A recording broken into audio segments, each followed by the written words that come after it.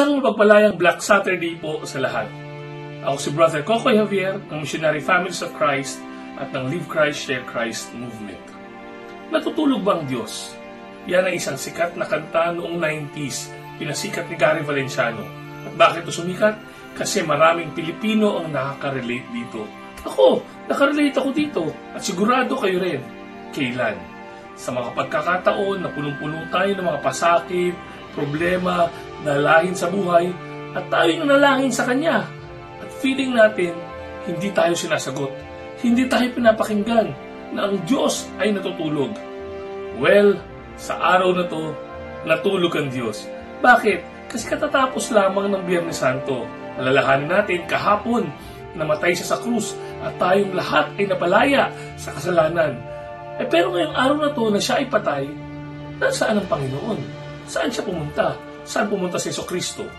Sinasabi natin ito linggo-linggo sa Nicene Creed at sa Apostles' Creed that He descended into hell.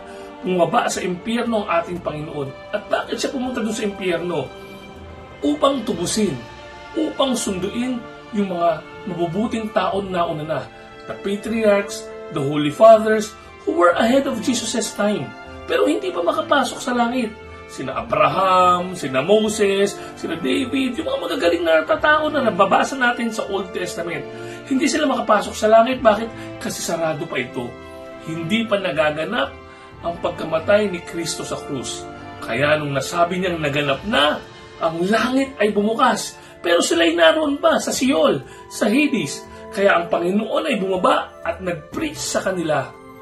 At sila ay sinundo at dinala sa langit. O di ba? Ang galing ng Panginoon. Siya'y natutulog pero patuloy siyang nagliligtas. Alam natin yung kwentong yan. Sinabi niya yan sa gospel dati. Remember? Nung sila ay nakasakay sa bangka at mayroong matinding bagyo at natutulog ang Panginoong Jesucristo doon at ang mga apostoles ay natakot.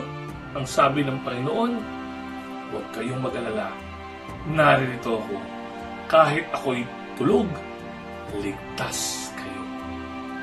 Kaya ang Panginoon ay patuloy nagtatrabaho para sa kaligtasan nating lahat kahit natutulog siya. Well, sa ngayon, hindi na natutulog ang Diyos. Dahil bukas, alam natin, siya'y mabubuhay muli. Maraming salamat po. Ito po si Kokoy Javier.